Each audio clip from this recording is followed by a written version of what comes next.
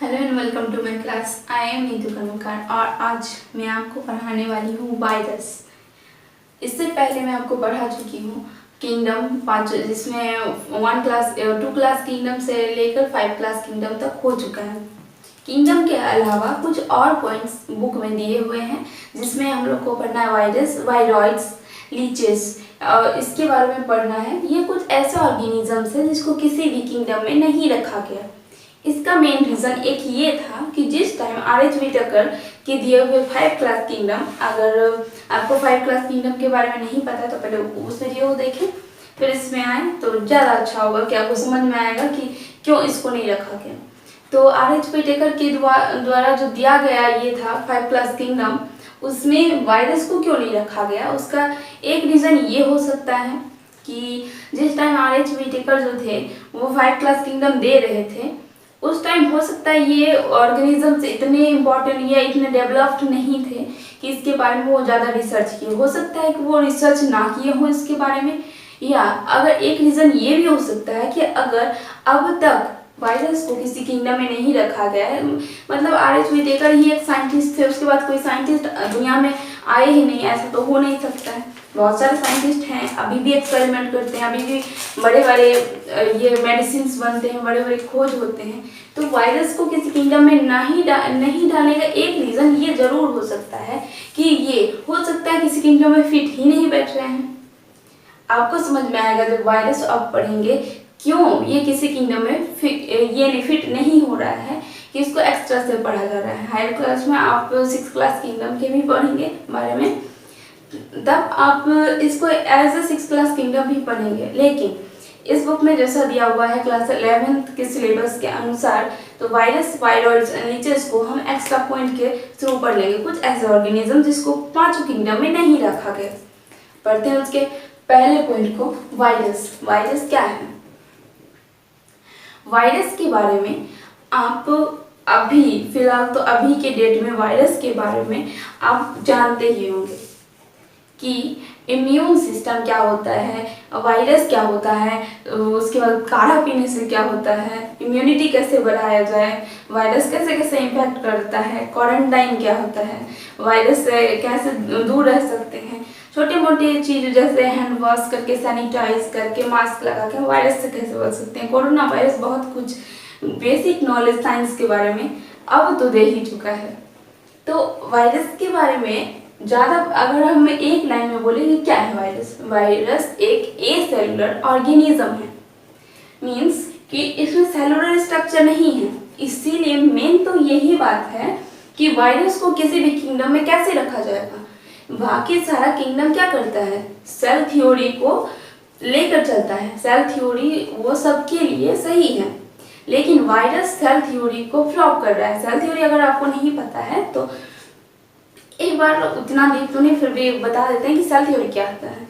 Cell theory किसी भी कोई भी लिविंग ऑर्गेनिज्म सेल से बना हुआ होता है, यही बताता है सेल थ्योरी कि कोई भी लिविंग ऑर्गेनिज्म सेल्स के बिना बना हुआ नहीं होता है।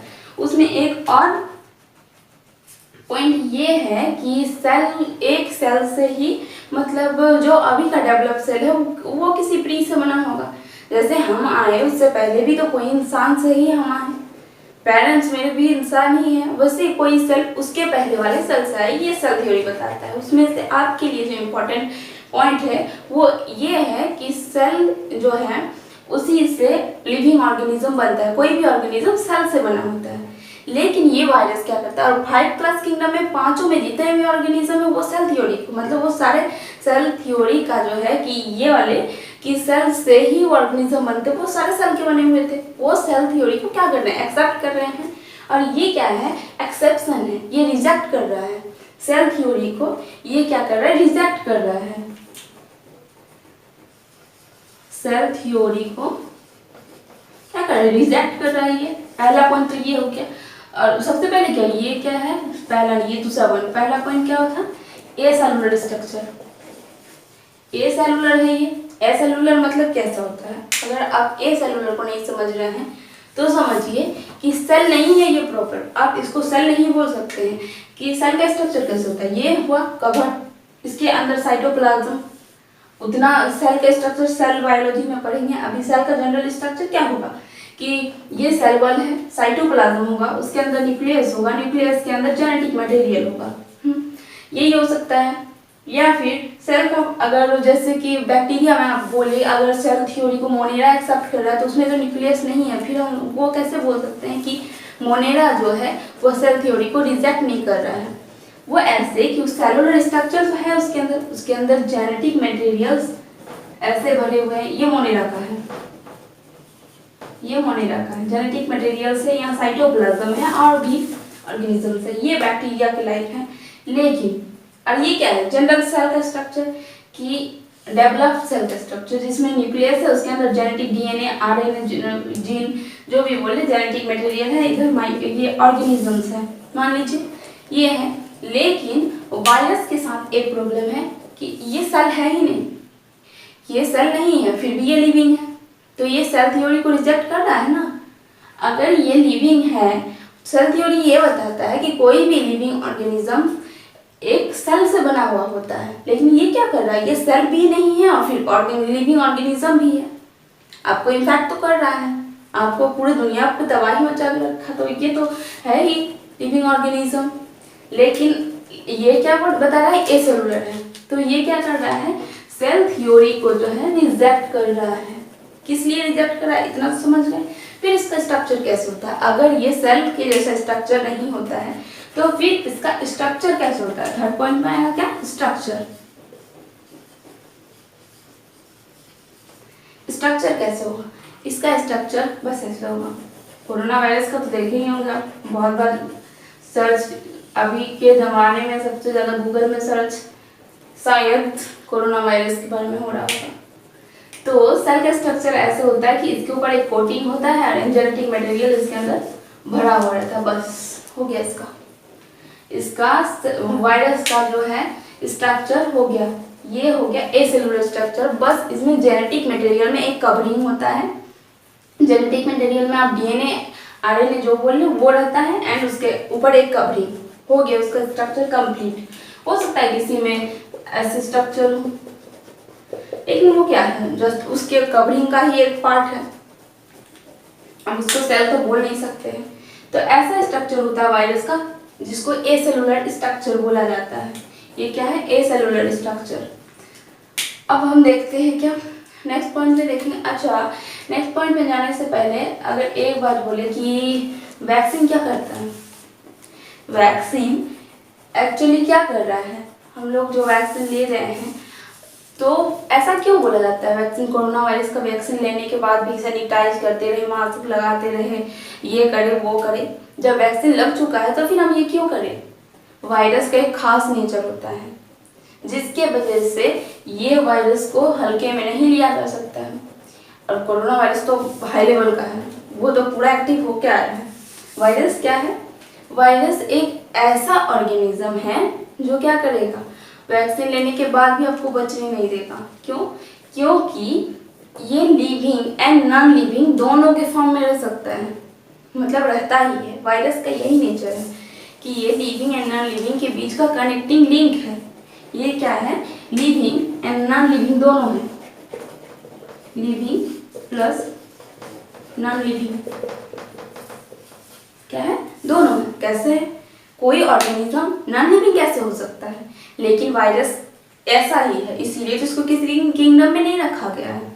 ये क्या रहता है, ये तब तक नॉन लिविंग रहता है जब तक कि ये बाहरी दुनिया में रहता है, और ये तब लिविंग बन जाता है जब ये किसी के अंदर घुस जाता है, किसी सेल के अंदर घुस जाता है मान लीजिए। और एक और बात कि वायरस जो है वो हर जगह रह सकता है, ऐसा नहीं है कि वायरस किसी एक घर के अंदर छुपा हुआ है, वायरस किसी एक डब्बे के अंदर बंद है, नहीं, वायरस हर जगह रह सकता है, उड़ते हुए रह सकता है, हवा में उड़ते हुए रहता है, पानी में बहते हुए रह सकता है, सैंड के साथ मिला हुआ रह सकता है। वो किसी में, आप सोच रहे हैं कि हम साफ कर दिए पूरा घर अच्छे से, लेकिन आपके घर में हजारों करोड़ों की संख्या में स्पेसीज हो सकता है उसका कि वो फैला हुआ हो वायरस, आप उसको कम्प्लीटली साफ नहीं कर सकते। वो तो एयर में भी, एयर को कैसे साफ करें, वो तो आता जाता रहेगा वायरस। इसीलिए वायरस जो है वो हर जगह पाया जाता है। तो मान लीजिए स्पेन में वायरस है, मान लीजिए क्या हो भी सकता है वायरस है, तो अगर आप इस पेन को छू रहे हैं, मतलब इस अगर पेन में है तो वो नॉन लिविंग फॉर्म में, पूरी दुनिया में जहाँ भी घूम रहा है वो नॉन लिविंग फॉर्म में है। नॉन लिविंग फॉर्म मतलब क्रिस्टलाइज फॉर्म, या कैसे भी, जैसे डस्ट गिरा हुआ रहता है कोई चीज़ में, धूल सब गिरा हुआ रहता है, कचरा गिरा हुआ रहता है, पूरा फैला हुआ रहता है, वैसे ही नॉन लिविंग के जैसा वो भी पड़ा हुआ रहता है। वो किसी को तब तक हार्म नहीं करता है जब तक कि वो आपके अंदर ना जाए। किसी भी थ्रू से जा सकता है, मुंह से जा सकता है, नाक से जा सकता है, कटा हुआ जगह है आपको वहां से जा सकता है। तो ये नॉन लिविंग के तरह बिहेव करता है जब तक वो बाहर रहता है। मान लीजिए इस पेन में है ये एक वायरस, कोई भी वायरस, इसको हम टच कर रहे हैं और इस हाथ को बिना धोए अपने मुंह में डाल रहे हैं। इसीलिए तो बार बार बोला जाता है कोरोना वायरस में कि हाथ धोए, हाथ हैंड वॉश कीजिए, सैनिटाइज कीजिए। क्यों? क्योंकि आप कुछ भी छूते हैं आपसे हाथ तो साफ ही लग रहा है, खा लेते हैं, लेकिन उस वायरस आपको क्या दिख रहा है? वो तो माइक्रो ऑर्गेनिज्म, वो आपको दिखेगा क्या कि हाथ में आपको इतने इतने भरे पड़े हुए वायरस? आपको तो वो दिखेगा नहीं। लेकिन ये भी हैंड वॉश करने के लिए बार बार क्यों बोला जाता है? क्योंकि आप वो तो नॉन लिविंग के फॉर्म में डस्ट के जैसा कहीं भी पड़ा हुआ, वो डस्ट के जैसा दिखेगा भी नहीं आपके हाथों में कि वो गंदा लग गया है। वो क्या होता है, आप उसको छूते हैं, हम पेन को छुए, मुंह में हाथ गए और वो मेरे शरीर के अंदर जैसे ही पहुंचा वो लिविंग हो गया। तब तक वो नॉन लिविंग था जब तो पेट में था, जैसे ही वो अंदर में गया वो क्या हो गया? नॉन लिविंग हो गया। नॉन लिविंग होते ही वो क्या हो गया? हमारे सेल को इन्फेक्ट करना स्टार्ट किया। अब वो क्या करेगा? सेल को तो क्या करेगा? ये सेल को हार्म करेगा। सेल को कैसे हार्म करेगा वो अभी बता रहे हैं, बस सोच लीजिए कि ये लिविंग एंड मतलब पूरा टॉप ये जो है पॉइंट कंप्लीट तो हो गया कि लिविंग एंड नॉन लिविंग कैसे है। ये नॉन लिविंग ये पूरे दुनिया में जब तक रहता है फैला हुआ रहता है, उसको कोई फर्क नहीं पड़ता है, वो नॉन लिविंग के फॉर्म में पड़ा हुआ रहता है। जैसे ही वो आपके अंदर आता है वो आपको हार्म करने के लिए लिविंग हो जाता है।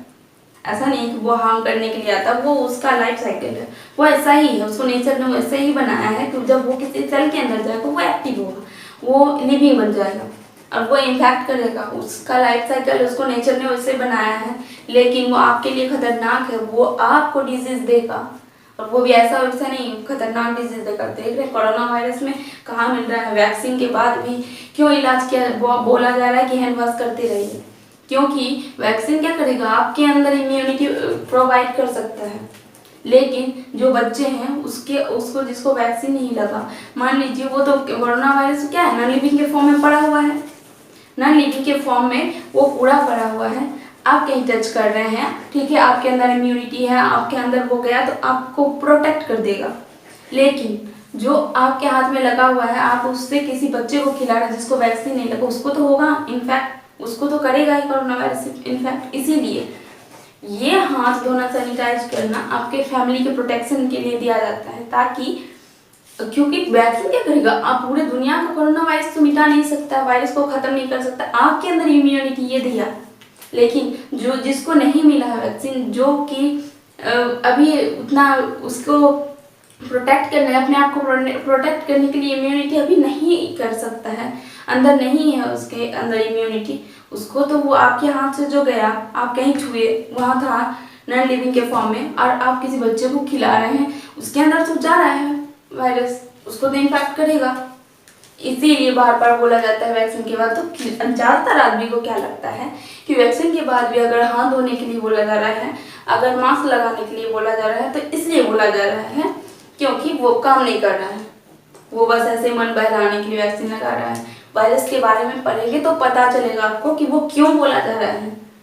वो लिविंग एंड नॉन लिविंग दोनों के फॉर्म में रह रहा है, वो है नहीं जो चलते फिरते है, कोई जानवर नहीं है जिसको आप निकाल देंगे धक्के देंगे तो वो निकल जाएगा, वो पड़ा हुआ जिसको आप नहीं निकाल सकते हैं, तो उसके लिए केयरफुल होना जरूरी है। अब हम देखते हैं कि ये सेल को कैसे इम्पैक्ट कर रहा है। मान लीजिए ये क्या है,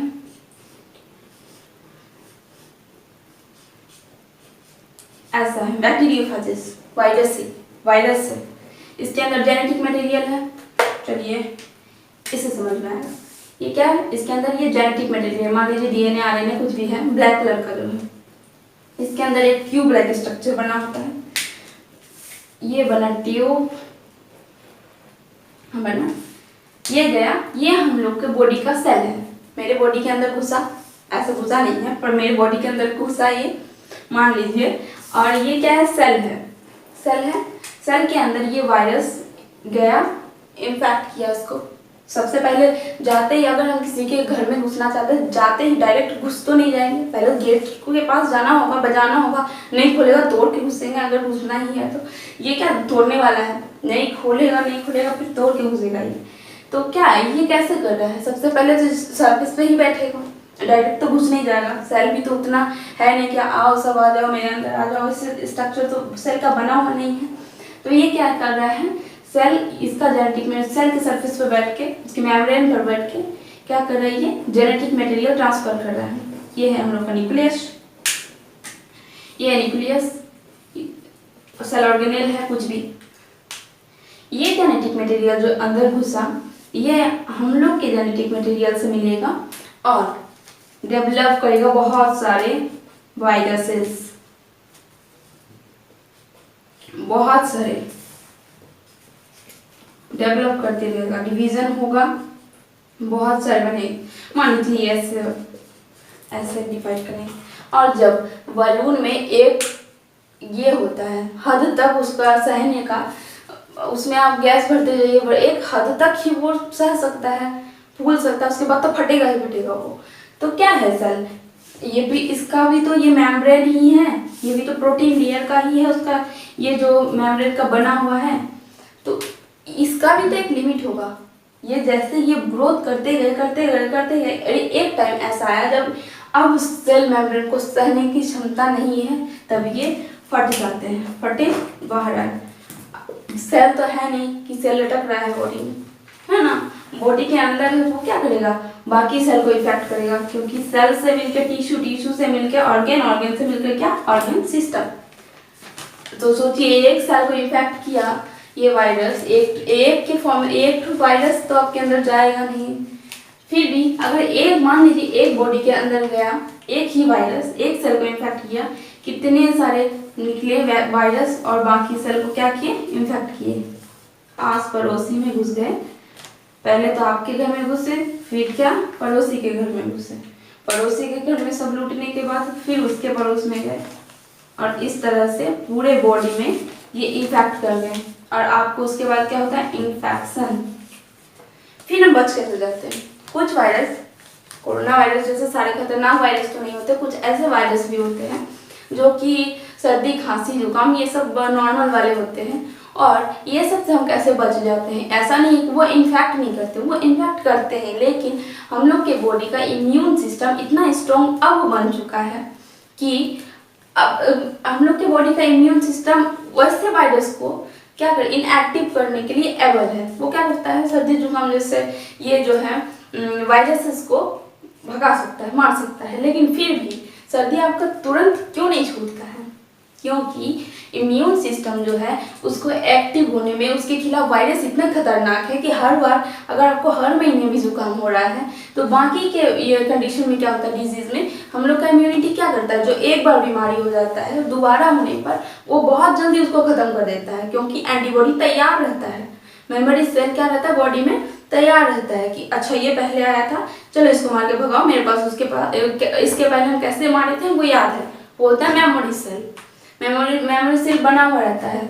जैसे वायरस इन्फेक्ट करता है जुकाम के टाइम पे, फिर भी क्या होता है कि फिर से अगर मान लीजिए 1 महीना के बाद आपको सर्दी हुआ तो उसको आप उतनी जल्दी नहीं रिमूव करते हैं, वो 3-4 दिन 5 दिन तक चलता ही है। ऐसा क्यों है कि वायरस इतने खतरनाक ऑर्गेनिज्म है कि नॉर्मली जिसको पता है इम्यून सिस्टम को कि अच्छा ये पहले आया था, इसको कैसे किल करना है, फिर भी इम्यून सिस्टम को एक्टिव होते होते उसको ख़त्म करने के तरीके को करते करते मारते मारते उसको, सोच लीजिए कि उसके साथ फाइटिंग करते करते 3-4 दिन तक लगता है, तब जाकर वो ख़त्म होता है।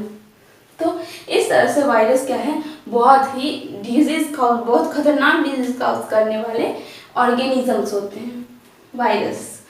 अब वायरस की नॉन लिविंग एंड लिविंग ये फॉर्म तो हम जान चुके हैं, वो कैसे इन्फेक्ट करता है वो भी जान चुके हैं। अगर वायरस का कुछ और फॉर्म होगा और इम्पोर्टेंट पॉइंट होगा तो नेक्स्ट क्लास में बता देंगे। वायरस के लिए बस इतना ही इम्पोर्टेंट था कि क्या होता है। ऐसे एक और पॉइंट है कि वायरस के स्टडी को क्या बोला जाता है, लॉजी, मतलब तो आप समझ ही गए होंगे कि लॉजी क्या है। वायरो एंड लॉजी, लॉजी मतलब क्या होता है, स्टडी, एंड वायरस के बारे में पढ़ रहे हैं तो क्या है, वायरोलॉजी। सिंपल। इसीलिए अब डिवाइड करके पढ़ना स्टार्ट कीजिए वर्ड को, क्योंकि जैसे हिंदी में संधि विच्छेद करके मीनिंग निकाला जाता था, बायोलॉजी भी एक ऐसा ये है सब्जेक्ट है जैसे हिंदी के तरह आप पढ़िए, ज़्यादा आपको याद रहेगा कि वायरो एंडोलॉजी, वायरो मतलब वायरस, एंडोलॉजी मतलब स्टडी। जब हम वायरस के बारे में स्टडी करते हैं तो उसको क्या बोला जाता है, वायरोलॉजी। तो अब वायरस के बारे में ऑलमोस्ट सारा खत्म हो गया। इसमें कोरोना वायरस के बारे में बहुत कुछ आप जान लिए कि कैसे कैसे ये क्यों वैक्सीन के बाद भी ये बताया, सैनिटाइज हैंड वॉश मास्क लगाने के लिए बोला जाता है, वो आपके फैमिली को प्रोटेक्ट करने के लिए।